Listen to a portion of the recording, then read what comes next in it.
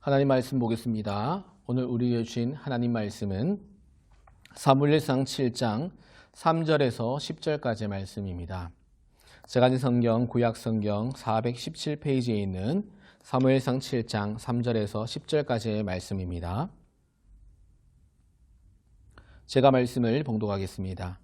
사무엘이 이스라엘 온 족속에게 말하여 이르되 만일 너희가 전심으로 여호와께 돌아오려거든 이방 신들과 아스타롯을 너희 중에서 제거하고 너희 마음을 여호와께로 향하여 그만을 섬기라. 그리하면 너희를 블레셋 사람의 손에서 건져내시리라. 이에 이스라엘 자손이 바알들과 아스타롯을 제거하고 여호와만 섬기니라. 사무엘이 이르되 온 이스라엘은 미스바로 모이라. 내가 너희를 위하여 여호와께 기도하리라 하매 그들이 미스바에 모여 물을 길어 여호와 앞에 붓고 그날 종일 금식하고 거기에서 이르되 우리가 여호와께 범죄하였나이다 하니라. 사무엘이 미스바에서 이스라엘 자손을 다스리니라. 이스라엘 자손이 미스바에 모였다함을 블레셋 사람들이 듣고 그들의 방백들이 이스라엘을 치러 올라온지라. 이스라엘 자손들이 듣고 블레셋 사람들을 두려워하여 이스라엘 자손이 사무엘에게 이르되 당신은 우리를 위하여 우리 하나님 여호와께 쉬지 말고 부르짖어 우리를 블레셋 사람들의 손에서 구원하시게 하소서 하니 사무엘이 젖 먹는 어린 양 하나를 가져다가 온전한 번제를 여호와께 드리고 이스라엘을 위하여 여호와께 부르짖음에 여호와께서 응답하셨더라. 사무엘이 번제를 드릴 때에 블레셋 사람이 이스라엘과 싸우려고 가까이 오매 그날에 여호와께서 블레셋 사람에게 큰 의뢰를 바라여 그들을 어지럽게 하시니 그들이 이스라엘 앞에 패한지라. 아멘. 오늘 이 시간에는 여호와께로 돌아오라 하는 제목으로 은혜의 말씀 나누기를 소원합니다. 여러분 혹시 요즘 하시는 일마다 자꾸 어렵고 꼬이는 경우가 있으십니까? 그렇다면 다른 것 생각하기 전에 먼저 하나님과의 관계가 올바르게 서 있는지에 대해서 한번 점검해 보시기를 바랍니다. 하나님과의 관계가 바로 서지 못하면 그런 경우가 있습니다. 사무엘상 4장에 보면 하나님의 도움으로 살아가는 이스라엘 백성들이 블레셋 백성들에게 크게 패해서 4천여 명이 전사를 하게 됩니다. 몇 년 전 우리나라도 세월호 침몰 사건으로 인해서 우리 젊은 학생들이 300명이 넘게 죽었습니다. 그때 당시에 얼마나 온 나라가 참담하고 슬펐습니까? 그런데 그 300명의 10배 이상이 되는 4천여 명이 죽었으니까 그 나라 가운데 얼마나 슬픔이 컸겠습니까? 축구나 야구 같은 게임에서는 지금 지더라도 다음 경기에, 다음 기회에 이기면 되는 것입니다. 하지만 전쟁에서의 패배는 어떻습니까? 수많은 생명이 사라집니다. 가정이 쑥대밭이 됩니다. 엄청난 슬픔과 고통이 뒤따릅니다. 그래서 전쟁의 패배는 피해야만 할 것입니다. 그래서 이스라엘 장로들은 이 패배 직후에 함께 모입니다. 그리고 패배의 원인을 분석하게 됩니다. 그 원인은 언약궤가 이스라엘 백성들의 진영에 없어서 그렇다 하면서 실로에 있었던 그 언약궤를 이스라엘 진영으로 옮기자 그렇게 말을 하게 됩니다. 그리고 언약궤가 들어오자 이스라엘은 얼마나 기뻤는지 모두가 큰 소리로 외치게 됩니다. 그런데 그 진동 소리가 얼마나 큰지 땅이 진동했다라고 그렇게 성경은 증언합니다. 그들이 기뻐하면서 외쳤던 이유가 무엇입니까? 이제 언약궤가 자신들에게로 돌아왔으니까 하나님께서 도와줄 것이야. 그리고 전쟁에서도 승리하게 만들어 주실 것이야 하는 기대감 때문이었습니다. 그리고 언약궤만 믿으면서 다시 전쟁을 하게 되었는데 놀랍게도 적이었던 이 블레셋은 오히려 처음보다 더 강한 군대가 되어서 이스라엘을 무너뜨렸고 이번에는 약 3만 명이나 죽어버리게 되었습니다. 게다가 살아있는 자들은 혼비백산에서 도망가게 되었고 심지어는 언약궤마저도 빼앗겨버리고 말았습니다. 처음 전쟁보다 무려 8배 가까운 손실을 그렇게 가져오게 됩니다. 이길 줄 알았던 이스라엘이 연거푸 대패하게 되었습니다. 사실 이스라엘 역사에 이렇게 참혹하고 연속적인 패배는 결코 없었습니다. 여러분 한번 생각해 보십시다. 여러분 그들이 왜 연거푸 패배하였습니까? 누군가는 그들의 전투력이 약해서 그렇다 그렇게 이야기합니다. 또 혹자는 철저한 준비를 안 해서 그렇다 그렇게 이야기합니다. 그러나 성경의 이 전후 문맥을 잘 살펴보면 그 이유는 간단합니다. 사무엘상 1장부터 7장까지를 보면 이스라엘 백성들이 패배했던 기간은 영적으로 가장 무지하고 어두웠던 기간입니다. 한마디로 이 이스라엘 백성들의 마음이 하나님으로부터 떠나 있었던 그러한 기간이었다는 것입니다. 또 그들은 하나님께 순종해야 한다는 것을 알면서도 불순종했습니다. 우상을 버려야 한다는 것을 알면서도 계속해서 우상을 섬겼습니다. 또한 죄를 떠나야 한다 하는 것을 알면서도 계속해서 죄에 빠져만 있었습니다. 또한 율법을 따라야 된다는 것을 알면서도 율법을 지키지 않았습니다. 게다가 그들은 하나님께 영광 돌리는 백성으로 그렇게 부름을 받았습니다. 하지만 오히려 하나님의 영광을 가리면서 그들이 살았다는 것입니다. 이처럼 그들의 마음은 하나님으로부터 너무나도 멀리 떨어져 있었던 것입니다. 오늘날로 말하자면 몸은 교회에 와 있지만, 몸은 예배 가운데 나와 있지만 마음은 세상을 동경하고 세상의 가르침을 받는 것과 동일하다는 것입니다. 그렇게 엉터리로 신앙생활하면서 언약궤만 그저 옮기면 될 줄로 알았다는 것입니다. 다시 말해 언약궤를 한낱 부적 정도로만 생각을 했던 것입니다. 이러한 어리석음 때문에 그들은 하나님의 진노를 사게 되었고 크게 패하고 말았습니다. 사랑하는 여러분, 그렇다면 본질은 무엇입니까? 그것은 그들의 마음이 하나님께로 돌아오는 것이었습니다. 그저 언약궤만 달랑 갖다 놓는 것이 아니었다는 것입니다.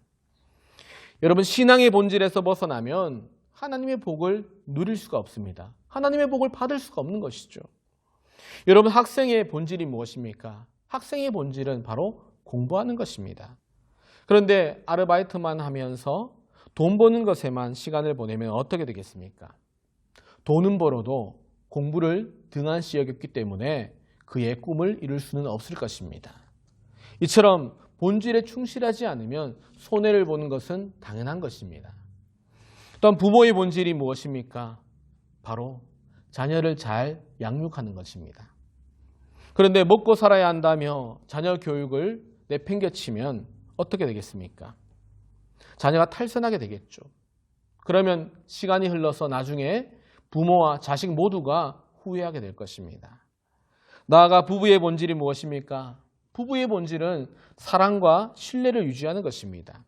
그런데 한쪽이 만약에 사랑과 신뢰를 깨트리면 어떻게 되겠습니까? 부부 사이가 어려워짐으로써 그들은 결코 행복할 수가 없을 것입니다. 그러나 반대로 아무리 가난하거나 아무리 많은 어려움과 문제가 있다고 할지라도 부부 사이에 사랑과 신뢰가 있다면 부부는 행복할 수가 있는 것입니다. 이처럼 사람은 살아가면서 본질과 비본질에 대해서 구분할 수 있는 지혜가 있어야 하고 비본질적인 것보다 본질적인 것에 충실해야만 하는 것입니다. 그래야 우리에게 주어진 인생을 잘 살 수가 있습니다. 여러분, 한국교회가 왜 이렇게 무너져가고 있는지 아십니까? 많은 사람들이 한국교회가 무너져가고 있다 그렇게 말하고 있습니다.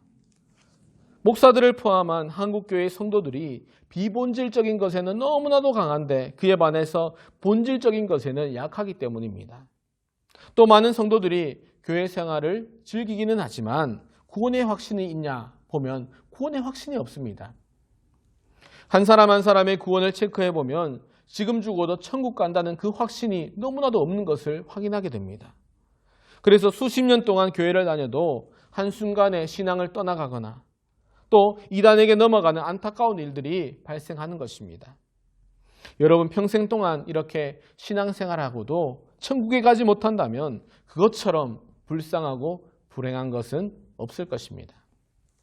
이처럼 구원은 신앙에 있어서 가장 본질적인 요소다라고 말씀을 드릴 수가 있습니다. 그러므로 우리 모든 신촌 소망교회 성도님들은 본질에 강한 성도 그리고 구원의 확신을 갖는 그러한 성도들이 되시기를 주님의 이름으로 간절히 축원합니다. 그런데 어떤 성도들은 모이면 신앙 이야기보다 드라마 이야기를 더 자주 합니다. 왜 그렇습니까? 예배는 일주일에 고작 한두 번 드리지만 드라마 보는 데에는 너무나 많은 시간들을 할애하기 때문입니다. 또한 성경 이야기보다 정치 이야기를 더 많이 하는 사람들도 있습니다. 왜냐하면 신문이나 텔레비전으로 정치 이야기는 날마다 접하는 가운데 예배만큼은 일주일에 한두 번 정도만 드리고 있기 때문입니다. 결국 세상 것에는 온갖 영향을 받으면서도 하나님 말씀에는 영향을 받지 못하고 있다는 것입니다. 그렇기 때문에 세상은 닮아가면서도 하나님이 원하시는 그 영적인 변화는 일어나지가 않습니다. 이렇게 보면은 신앙의 본질에 매우 약한 사람이라고 볼 수가 있는 것입니다. 우리 성도들만큼은 결코 그러한 사람들이 되지 않기를 바랍니다. 저와 여러분들은 본질에 충실한 신앙인이 되어서 끊임없이 변화되며 날마다 영적인 사람으로 세워져 갈 수 있기를 바랍니다. 오늘 이 이스라엘 백성들이 비본질적인 요소에 깊이 관련될 뿐 변화의 기미가 조금도 없는 상태에서 패배하게 되자 이스라엘의 걸출한 선지자였던 사무엘은 마음이 너무나도 아팠습니다.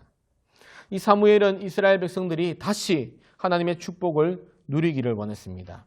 그래서 그들에게 제안했는데 한마디로 이 신앙의 본질로 돌아오라 하는 것이었습니다. 오늘 본문 3절에서 사무엘은 이렇게 고면합니다.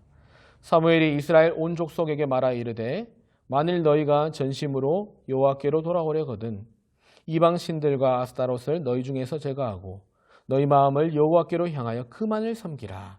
그리하면 너희를 블레셋 사람의 손에서 건져내시리라. 아멘.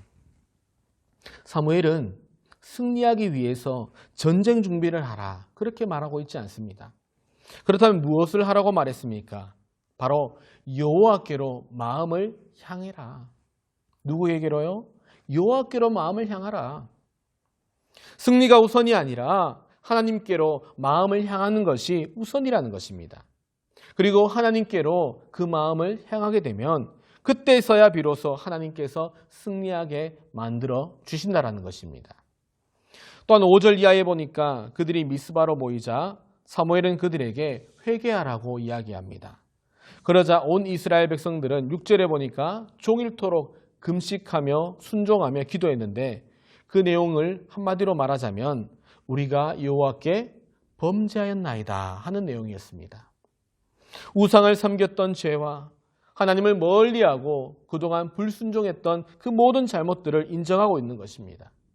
또 하나님의 뜻을 알면서도 의도적으로 거부했던 그 모든 죄악들을 주님 앞에 다 내려놓고 있습니다. 이처럼 이스라엘 백성들은 회개하되 금식까지 하면서 철저하게 회개를 하고 있습니다. 여러분, 저는 이 이스라엘 백성들이 회개하였을 때에 하나님께서 용서하셨다라고 믿습니다. 왜냐하면 우리 주님이 누가복음 17장에서 회개하거든 용서하라 그렇게 말하셨기 때문입니다. 그리고 하나님은 우리가 회개할 때에 마음을 깨끗하게 하시고 또 깃털처럼 가벼워지게 하시고 우리의 영혼을 자유케 만들어 주십니다. 그뿐만이 아닙니다. 회개하면 우리의 영혼이 맑아집니다. 지저분한 유리창이 깨끗하게 닦여진 것 같이 회개하면 영혼이 맑아집니다. 그리고 영이 맑아지면 또 어떻게 됩니까? 다시는 죄를 짓고 싶어하지 않는다라는 것입니다. 죄에서 자꾸만 멀어지려고 한다라는 것입니다. 죄를 떠나게 되고 세상 쾌락을 찾던 그 모든 생각들을 다 버리게 됩니다. 그리고 하나님 앞에 완전히 돌아오게 되는 것입니다. 바로 여기에 회개의 유익이 있는 것입니다. 그런데 안타깝게도 현대인들은 죄를 지어도 회개할 줄을 모릅니다. 그래서 예배를 드려도 감동이 없고 하나님 앞에 나와도 기쁨이 없습니다. 그러나 진실하게 회개하며 예배를 한번 드려보십시오. 하나님의 용서하심을 체험하게 되는 것입니다. 그리고 용서의 은총을 덧입으면 예배의 감격 또한 되살아나게 됩니다. 또한 자주 눈물이 흐르고 우리의 영혼이 점점 맑아지게 되는 것을 경험하게 됩니다. 그리고 우리 속사람이 변화되기 때문에 점점 거룩을 향해서 달려가게 되고 결국 하나님 앞으로 완벽하게 돌아오게 되는 것입니다. 하나님은 우리를 이렇게 선하게 인도하십니다. 그러므로 영혼이 맑아지는 이 복이 저와 여러분의 것이 되시기를 주님의 이름으로 간절히 축원합니다. 이처럼 하나님 앞으로 돌아가기 위해서는 회개가 꼭 필요합니다. 다시 말해서 이 회개라는 것은 하나님께로 돌아가는 출발입니다. 그런데 온전히 돌아가기 위해서는 한마디로 우리 하나님을 사랑해야만 합니다. 하나님을 사랑하지 않는 데서 하나님을 사랑하는 대로 돌아가야만 합니다. 또한 하나님을 사랑하되 이 세상 그 무엇보다도 그 어떠한 것보다도 하나님을 더욱 사랑해야 합니다. 그래야 하나님께로 온전히 돌아가는 것이고 그 이후에 하나님의 축복을 덧입을 수가 있기 때문입니다.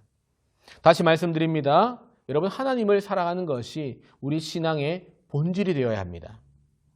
그렇기 때문에 하나님을 사랑함이 없이 예배드리고 혹은 봉사하고 또 기도하는 것은 아무런 의미가 없다는 것입니다. 신앙의 모든 행위에는 하나님에 대한 사랑이 포함이 되어야 합니다. 그래야 진정으로 하나님께로 돌아온 것이고 하나님께서 축복하시는 그러한 믿음이 되는 것입니다. 그런데 안타깝게도 이 땅에 많은 크리스찬들이 하나님을 사랑하지 않습니다. 사랑하지 않으니까 죄를 지어도 하나님 앞에 미안한 마음, 죄송한 마음이 없습니다. 또한 사랑하지 아니하니까 예배드리고 봉사하는 시간이 어떻습니까? 너무나 아까운 것이죠. 하나님께 드려지는 헌금 또한 너무나 아까워서 늘 고민하다가 겨우겨우 냅니다. 또 드리지 않는 사람들도 있는 것이죠. 다만 구원받고 천국 가고만 싶은 것입니다. 아주 이기적인 생각입니다. 여러분, 이렇게 신앙생활하면 신앙생활이 너무나도 무기력하고 항상 형식주의에 머무를 뿐입니다. 우리 하나님이 어떠한 하나님이십니까? 나를 구원하신 하나님, 내 삶을 정말로 바르게 선하게 인도하시는 능력의 하나님이 되십니다. 또한 회개하면 내 죄를 용서하시고 우리 영혼을 깃털처럼 가볍게 만들어주시는 하나님이시고 내 영혼을 천국까지 인도하신 하나님, 나를 지으시고 보시기에 심히 좋았더라 그렇게 말씀하시는 하나님, 또 내가 힘들고 어렵고 너무나도 처절하게 있을 때에 아빠, 아버지 하고 부르면 응답하시는 하나님이시고 나의 생명이자 기쁨이자 자랑이자 소망이며 나의 전부이신 하나님이 되십니다. 여러분 믿으십니까? 뿐만 아니라 나를 구원하시려고 하나밖에 없는 아들, 독생자 예수님을 우리의 죄값을 대신 치르시며 죽게 하신 그러한 하나님이십니다. 이런 사랑의 하나님을 살아가는 것이 신앙의 본질입니다.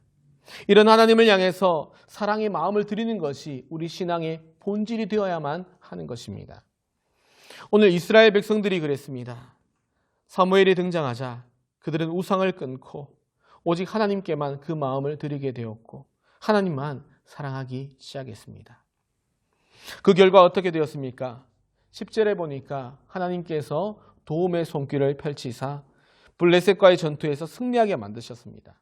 참으로 오랜만에 맛보는 승리였습니다. 이처럼 그들의 마음이 하나님께로 돌아와 하나님을 사랑하기 시작했을 때에 하나님이 승리하게 하셨고 슬픔을 기쁨으로 완전히 바꾸어 주셨습니다. 여러분, 우리가 잘 아는 다윗, 이 다윗만큼 하나님의 사랑을 많이 받은 사람도 드뭅니다. 하나님은 그가 어려움에 처했을 때에 항상 도와주셔서 숱한 전쟁이나 환난들을 능히 이겨내게 만들어 주셨습니다. 그리고 그가 왕이 된 것도 또한 전쟁에서 승리한 것도 위기에서 건진받은 것도 바로 사랑의 하나님의 인도하심 때문이었습니다. 다윗은 정말로 하나님의 사랑 없이는 단 한 시도 살아갈 수 없는 그러한 사람이었습니다. 다윗에게는 하나님이 전부였습니다. 그는 이렇게 하나님을 누구보다도 사랑하였습니다. 그런데 이랬던 그가 왕이 되고 나서 너무나도 평안할 때에 그만 죄를 범하고 말았습니다. 부하의 아내를 빼앗고 그 잘못을 숨기려고 심지어는 그 부하를 죽여버리고 말았습니다. 한 가정을 완전히 쑥대밭으로 만들어버렸습니다. 그리고 죄를 짓고 보니 양심이 괴로워지기 시작했습니다. 그러던 그때에 나단 선지자가 다윗의 죄를 고합니다. 그때 그는 핑계대지 아니하고 하나님 앞에서 자신의 죄를 낱낱이 고하게 됩니다. 하나님 영광을 가렸고 하나님 아버지 그 말씀을 내가 어겼으며 또 하나님을 슬프게 했습니다 하면서 그 입술로 낱낱이 자신의 죄악들을 고백하게 됩니다. 그리고 자기를 그토록 사랑하고 인정하신 하나님을 향해서 하나님 내가 죄를 지었나이다 하면서 엉엉 울면서 회개하게 되었습니다. 성경에 보면 다윗이 얼마나 진지하게 참회했는지 밤마다 눈물로 침상을 적셨다라고 성경은 증언하고 있습니다. 또한 다윗은 자기가 지은 죄를 아주 진지하게 취급했습니다. 자신의 죄를 고백하고 회개하고 또 회개하였습니다. 무엇보다도 자기가 하나님의 마음을 너무나도 아프게 해드린 것에 대해서 가장 죄송스럽게 생각했습니다. 여러분, 그 이유가 무엇입니까? 다윗은 하나님을 사랑했기 때문입니다. 그래서 눈물로 회개하며 용서를 구했습니다. 그리고 그 이후에 그는 하나님 사랑을 덧입고 영혼이 깨끗해지게 되었으며 다시 일어섰고 이전과 같은 죄를 짓지 않았습니다. 여기에 하나님을 향한 사랑이 있고 하나님을 사랑하는 자에게 주시는 하나님의 그 놀라운 승리가 포함이 되어 있는 것입니다. 호세아 시대에 이스라엘 백성이 제사는 드리나 하나님을 사랑하기 없자 하나님이 뭐라고 하셨습니까? 호세아서 6장 6절에 보니 나는 인애를 원하고 제사를 원하지 아니하며 번제보다 하나님을 아는 것을 원하노라. 아멘. 하나님 사랑 없이 제사를 드려봤자 하나님께서 그 제사를 받지 아니하신다는 것입니다. 기뻐하지 않는다는 것이죠. 원치 않는다. 쉽게 말해서 한 번을 예배드려도 하나님을 사랑하는 마음으로 예배드리기를 원하시고 계시다는 것입니다. 이처럼 예배보다도 더 중요한 것이 있다면 바로 우리의 마음입니다. 하나님은 이렇게 우리의 마음을 너무나도 원하고 계십니다. 그러면 우리의 마음에 얼마를 하나님께서 원하고 계십니까? 한 50%? 아니면 한 80%를 원하실까요? 신명기 6장 5절에서 하나님께서 말씀하십니다. 너는 마음을 다하고 뜻을 다하고 힘을 다하여 내 하나님 여호와를 사랑하라. 아멘. 하나님은 우리가 마음을 다하고 뜻을 다하고 힘을 다하여 하나님을 사랑하라. 그렇게 말씀하십니다. 이게 무슨 의미입니까? 한마디로 우리의 마음 전부를 하나님께서 원하고 계시다라는 것입니다. 우리 마음의 중심을 하나님은 너무나도 간절히 원하고 바라고 계십니다. 다르게 말해서 온 마음으로 하나님을 사랑했으면 좋겠다. 그렇게 얘기하시는 것이죠. 여러분, 이것이 우리 신앙의 본질이 되어야 합니다. 이렇게 사랑해야만이 신앙이 즐겁고 기쁜 것입니다. 그래야 우리가 하나님의 사랑을 받으면서 행복한 것입니다. 또한 하나님을 사랑하는 사람은 어떻습니까? 세상에 기웃기웃거릴까요? 그러지 않습니다. 세상의 쾌락이나 세상에서 말하는 그 죄악들을 추구하지 않는다는 것입니다. 오직 하나님만 집중하고 하나님을 향하여 나아가고 하나님을 기쁘시게 하려고만 한다는 것입니다. 그리고 하나님을 사랑하는 자는 오직 하나님의 도구로 쓰임받는 일을 최고의 가치로 여기면서 그것에 최고의 기쁨을 누립니다. 여기에 하나님을 사랑하는 신앙의 본질이 있습니다. 베드로가 주님을 실망시켰습니다. 그리고 자신은 주님의 제자가 될 수 없다 말하면서 주님 곁을 떠나게 됩니다. 이전처럼 업으로 그 업을 바꾸게 됩니다. 그러나 주님은 그러한 베드로를 찾아가서 갈릴리 바닷가에서 베드로를 만나러 오셨습니다. 숯불을 피워놓고 떡과 생선을 구워놓고 베드로를 기다리십니다. 그를 제자로 다시 쓰시려고 그렇게 주님은 찾아가셨던 것입니다.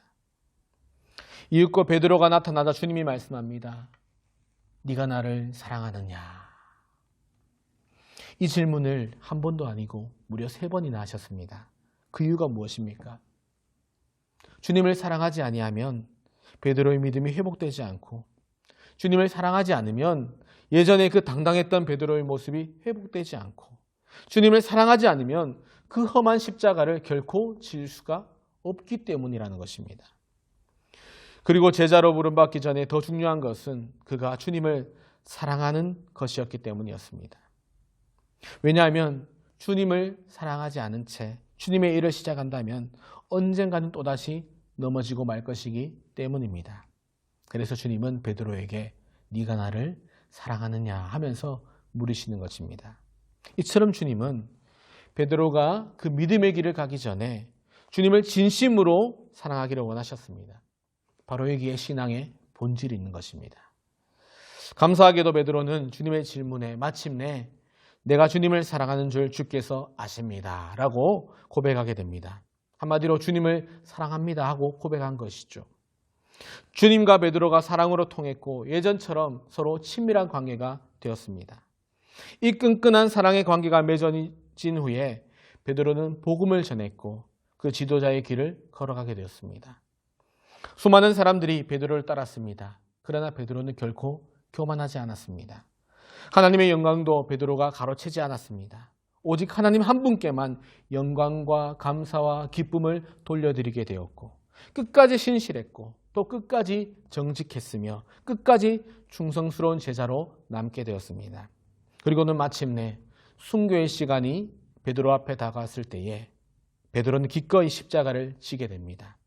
끝이 아름다운 믿음의 발자취를 남기게 되었던 것입니다. 이처럼 베드로의 삶은 승리로 다가왔습니다.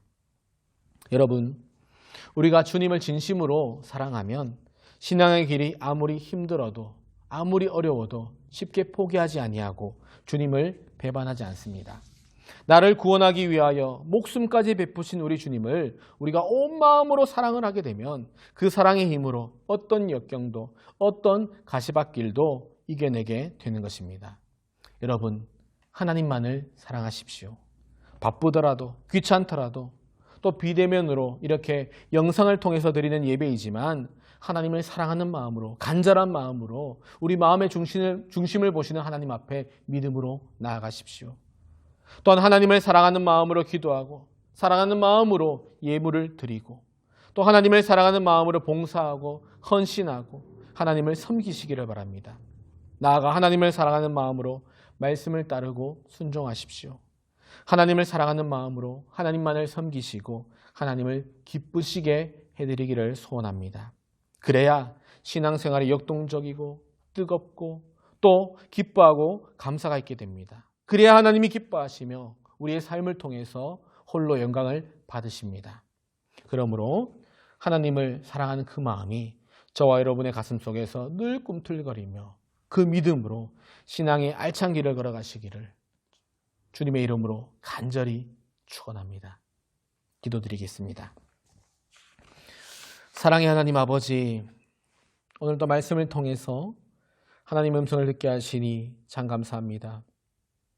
지금까지 주님을 섬긴다고는 했지만 세상을 더 섬기고 또 주님을 사랑한다라고 늘 말했었지만 세상에 우리의 마음을 더 주었던 우리의 연약한 모습을 발견합니다.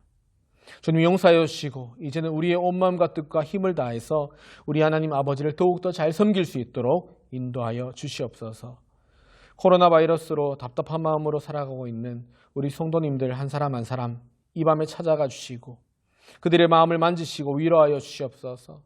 아울러 하루속히 대면하여 드리는 예배가 회복되게 하시고 사랑하는 성도들과 얼굴을 마주대야 하고 교제하는 시간들이 회복될 수 있도록 인도하여 주시옵소서.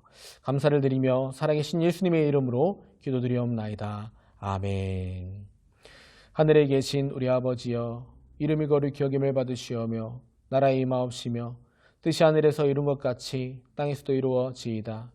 오늘날 우리에게 일용할 양식을 주옵시고 우리가 우리에게 죄진 자를 사하여 준 것 같이 우리 죄를 사하여 주옵시고 우리를 시험에 들게 하지 마옵시고 다만 악에서 구하옵소서.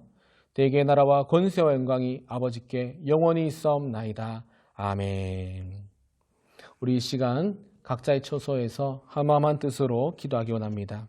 기도하실 때 우리의 마음을 한번 돌아보시면서 어쩌면 형식적인 예배로 하나님을 향한 사랑이 없는 예배로 하나님을 기쁘시게 해드리지 못하고 오히려 하나님 아버지의 마음을 아프게만 해드렸던 그런 연약한 모습들은 없었는지 한번 돌아보시고 또한 본질적인 것에 목숨을 걸어야 되는데 본질이 아닌 것에 목숨을 걸고 삶을 드리지는 않았는지 돌아보시고 혹시나 그러한 모습들이 있었다면 하나님 앞에서 자복하는 마음으로 회개하시고 이제는 하나님의 기쁘시게 해드리는 믿음의 사람 되게 해달라고 그렇게 한번 통성으로 기도하도록 하겠습니다.